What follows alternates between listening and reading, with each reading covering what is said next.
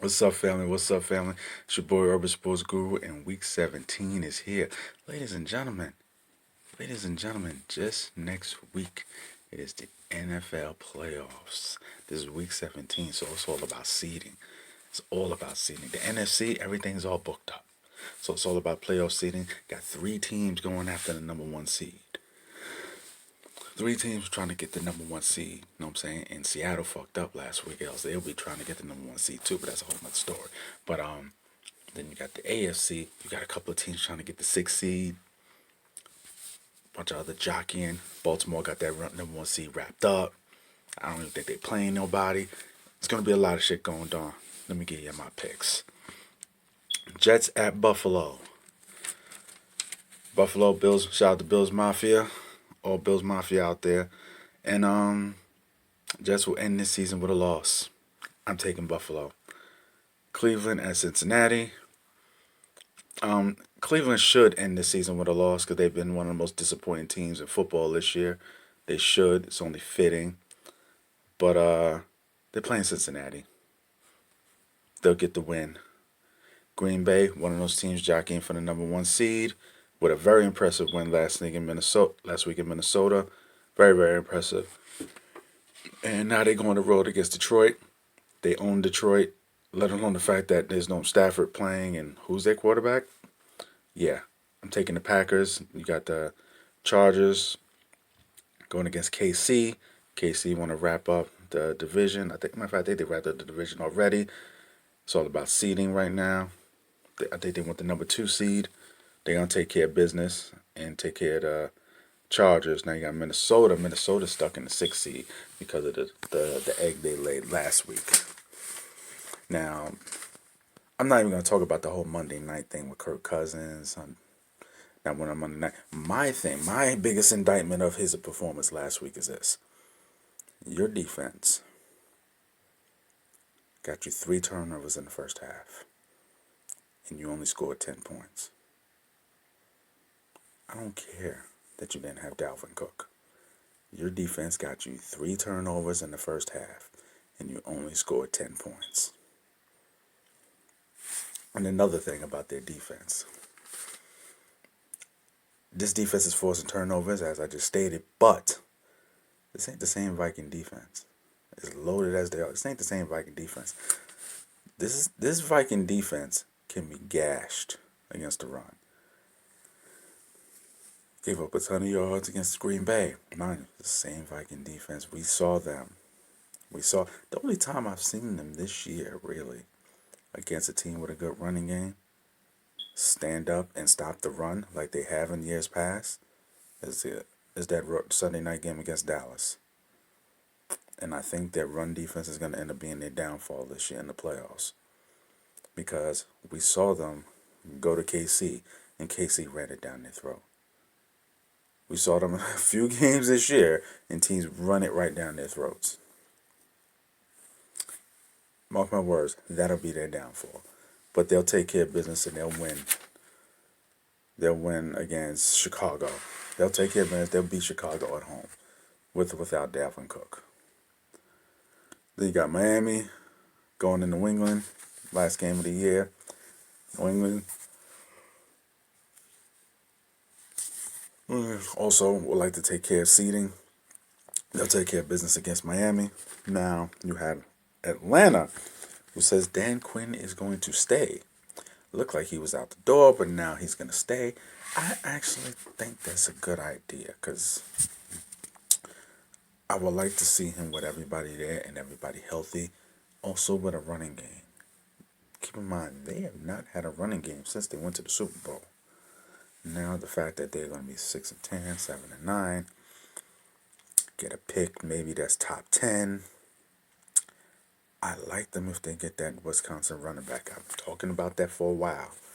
They get that Wisconsin running back to go along with those receivers that they have. Atlanta could be a stud team next year. Mark my words. You heard it here first from the guru. I'm just saying. But Atlanta against Tampa, Jameis Winston will find a way to throw another pick six or two, and Atlanta will win. Now, New Orleans, who's trying out Antonio Brown, Yes, New Orleans is working out to Antonio Brown this morning. Why? Because they know they don't have a deep threat. They have everything. I've been saying it all year. New Orleans has everything else except for a deep threat. Michael Thomas, as great as he is, he ain't run. There's guys in the street that run faster than him. He's not blown by nobody down the field, which blows my mind why teams don't double cover him. You know what routes he's running. For the life of me, double cover him, zone everybody else. If they played against the Patriots, trust me, they're gonna put Gilmore on him, and even though Gilmore is great, they'll give Gilmore help just to make sure he doesn't get a goddamn thing. Cause who else he gonna throw it to? Who else he gonna throw it to? Why doesn't other teams do this? I feel like I'm taking crazy pills here. Why don't other teams do this? Belichick would. Well, shit. And shit, Sean Payton and company, they know this. They know the formula is right there in front of people's faces. They're just not doing it. This is why they're desperate enough to try to work out Antonio Brown. That's why they're that desperate. And they're operating, they're trying to get the number one seed because I think more than any of those teams, they need the number one seed. I think they need it. Come playoff time against other teams of the same caliber on the road, the fact that their big plays comes from Sean Payton tricking you, not from their guys just beating you at the line of scrimmage and blowing up the field. They come from them tricking you. Outside of that, they have to run the ball and matriculate their way 10, 12, 15 play drives. That's how they score, ladies and gentlemen. That's how they score with Drew Brees being as accurate and efficient, etc. They don't get big plays without Sean Payton tricking you. So they want to bring that extra element. At least give another guy there who you can't cover him. Is it worth it? Is it worth it? They're trying to get the number one seed to go on the road against Carolina. I expect them to take care of business. Is it worth it? I'll let you decide. Let me hear your thoughts and your feelings on that. Washington against Dallas. Dallas, another one of the most very disappointing teams.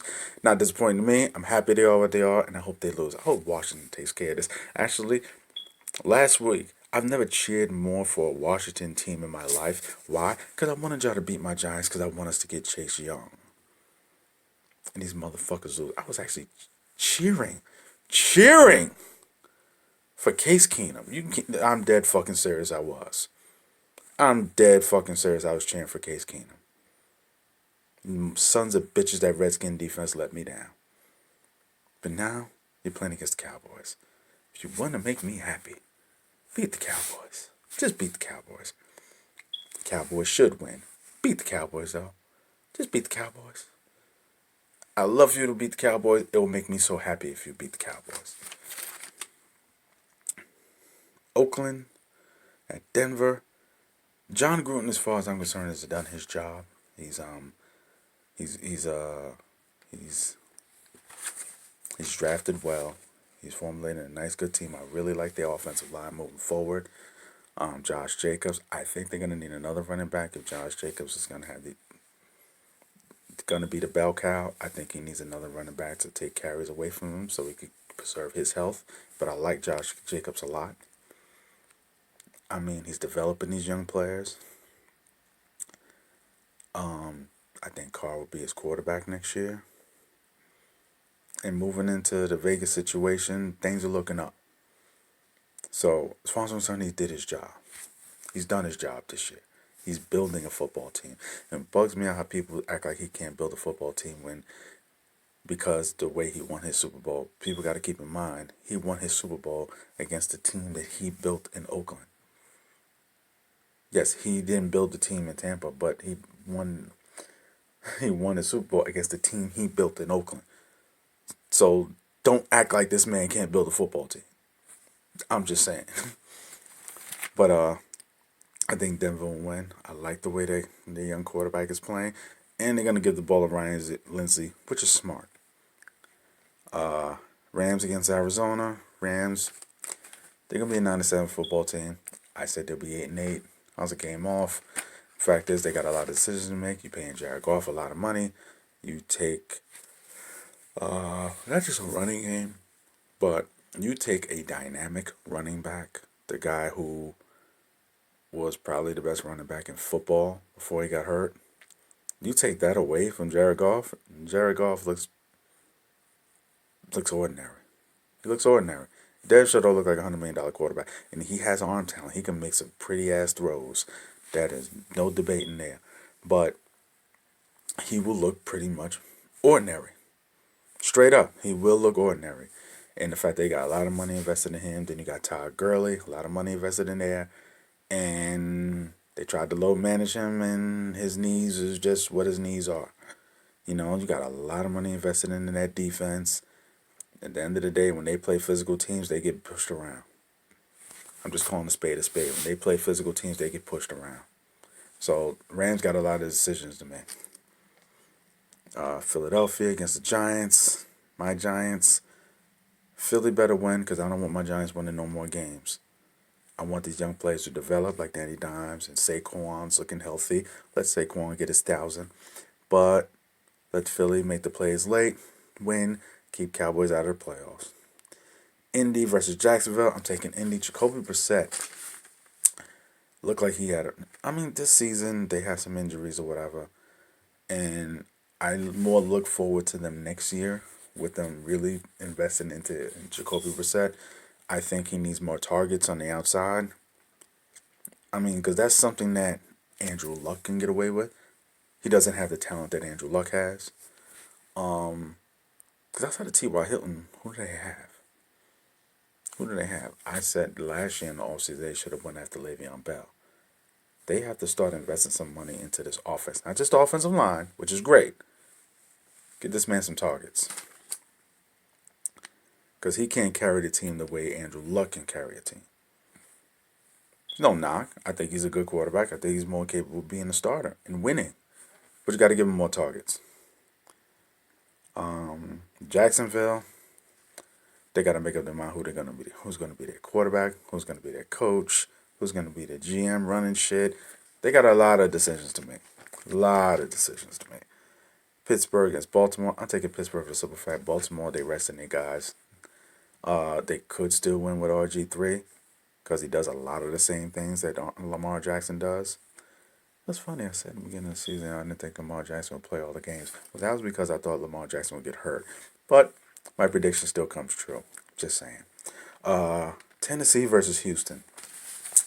I've been on the Tennessee train for a while. The reason why I'm taking Houston for this game is beginning of the year, once Andrew Luck got hurt, I put it on Deshaun Watson. I said, dude, this division is yours to lose.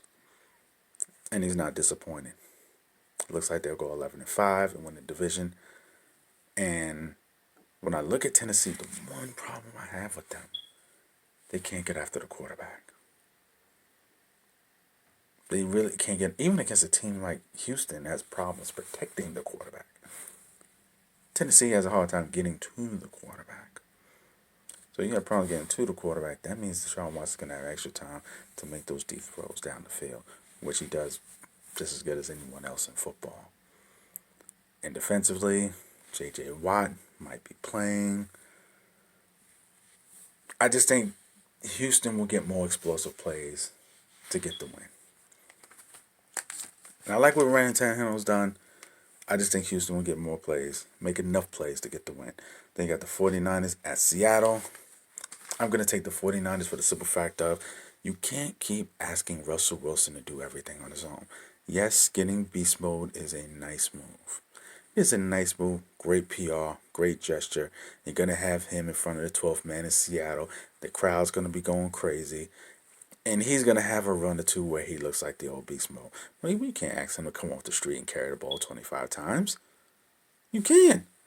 The reason why Seattle was able to be successful is the fact that you had a three-headed monster at running back. And these guys, when playing well, were giving you excellent production to go along with having an MVP caliber quarterback. So now, even more shit is placed on the shoulders of Russell Wilson that is there already. Because you gotta remember, this ain't the Legion of Boom they got on defense anymore. They're relying on Jadeveon Clowney, who is a very talented player. but is a very inconsistent player. All the talent in the world, I think he has what, 3, 4 sacks this year? And this is the guy you're relying on? What Jay-Z said, and this is with whom you choose to place your faith? Like, and you wonder why Houston didn't want to pay this man? Like, I love Russ and I love Seattle, but just the talent disparity with the Seattle Seahawks and the other top teams, record wise, that they're competing with is huge, in my opinion. Huge talent disparity. And I'm taking the 49ers. Those are my Week 17 picks.